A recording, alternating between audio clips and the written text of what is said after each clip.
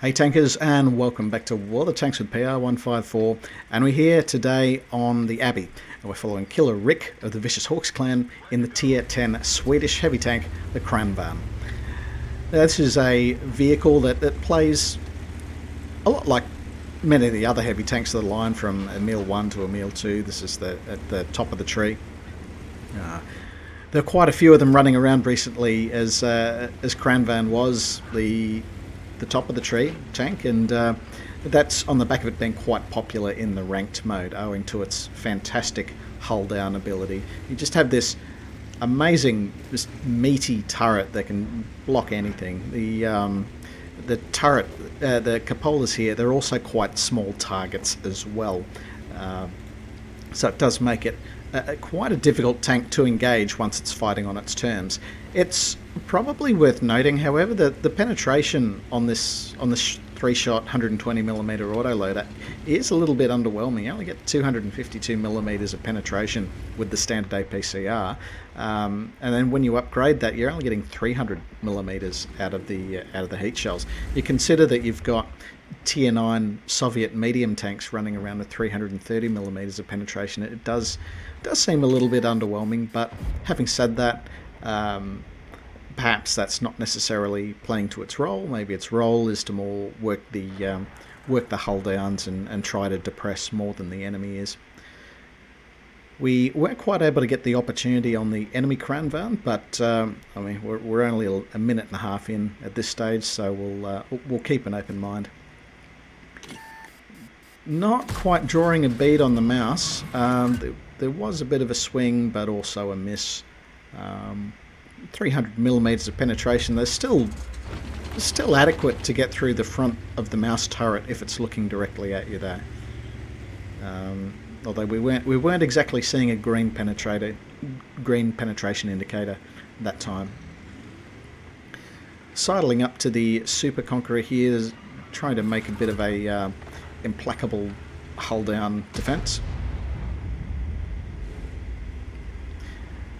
Looking around the map, we can see quite a few heavy tanks on this corner. We've got 1, 2, 3, 4, 5. Okay. Giving the control back to Killer-Rik there. And they are pushing up to engage. So, rather bold play here by the FV400-5 Stage 2, but I'll leave that with them. Sometimes sitting at the back as a sniper is might just make you a one-shot wonder anyway.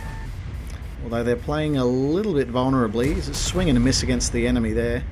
Killer-Rik just trying to maneuver into position, trying to get back to some territory where he can play from a bit more of a hull down position, I would suggest. Bit of awkward manoeuvring against the rock, but we're all guilty of that. It appears that Killer-Rik's team does have a localized numerical advantage, which they're going to have to press. The enemy has been able to push through the 7-8 lines here, which is going to be making this team work very hard to clean up this corner and then get towards, just make sure they can either cap out the enemy or protect their own cap. The Killer-Rik making excellent use of the commander's view. There's a bit of a traffic jam, evolving here, which can make it a bit difficult to get clear shots. As you can see, unfortunately so far, Rik's only managed to make one penetrating hit on the enemy. Then again, they haven't been able to do too much to them in turn. Pushing through, we've got shot on the lower frontal plate of the enemy Kranvagn, but the friendly 60 TP sending it back to the garage before Killer-Rik can follow up for the death blow. You can see a few more enemy vehicles have appeared at H2. It's a bit of a classic ambush position. I guess both in random modes as well as clan wars modes. Still looking for opportunities here. Just working the corner with the E4 at the moment. and we managed to find some rocks. But we were looking for the frontal plate of the mouse, and with not very much angle to it, Killer-Rik has been able to penetrate it with the 300 millimeters of heat penetration. This just leaves the mouse, which was on 3,300 hit points, is now on 82, and the 60 TP looking to shut that down. Ends up the Object 277 picking up that kill. Pushing around, got some more lower frontal plate on the enemy T110 E4, and Killer-Rik's able to knock that one out as well. Now I notice we've got a couple of actions going on up the top. This has been a bit of a slow game for Rik so far, but he's managed to pick up 2,400 hit points of damage so far. And he's currently trying to do HT-15 for the T28 heavy tank concept, which requires him to cause, receive, and block a combined total of 6,000 hit points of damage. Now, at the moment, he's halfway there. There's only 5 enemy vehicles left in the game, so he might be cutting it pretty fine to win this one, but we'll see how we go. It looks like that British Tier 10 light tank, the Manticore, has the drop on the 60 TP. That they're able to knock it out, so this might be an opportunity for Killer-Rik to close some of that distance. We've got 1 penetrating hit, 2 penetrating hits, and the Manticore escapes before he can get the 3rd penetrating hit in there. But now we're a lot closer to our goal. We were on about 3,000, now we're close to 4,000. So looking to try to cause another 2,000 hit points of damage this game. Now Killer-Rik has pulled up to rear a little bit here, so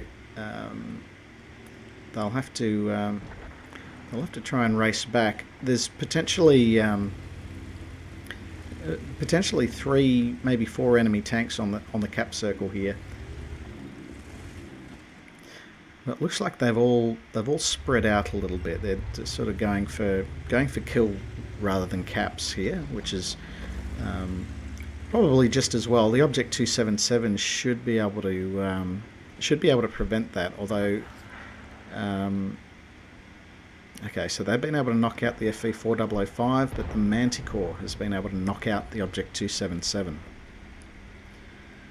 I'm going to speed this up while Rik tries to get back into position, and he runs into the Leopard. 1 shot, 2 shot, 3 shots, and there we go. We're nearly at our goal. It looked like it was a long way off there, but he's managed to make up the damage quite quickly there. He's now at 5,235 for a target of 6,000. We know that Leopard 1 was looking in a fairly one-shottable position, possibly not so much the Manticore, but we'll see how we go. Now, I guess this is what we call a target-rich environment, in that Killer-Rik is now entering a 3v1. Fortunately, he appears to have a hit point total that's roughly on par with the enemy team, so if he uses his auto-loader well, he might just be able to pull this one off. So we're just trying to clear all approaches, make sure he's not going to get flanked. It would have been nicer if the enemy was approaching from that direction, as he'd be able to play hull down, but he can also do that to a point on this area as well. We knew the enemy was there, and a shot to the upper frontal plate knocks out the Leopard 1. He's now at 5,470.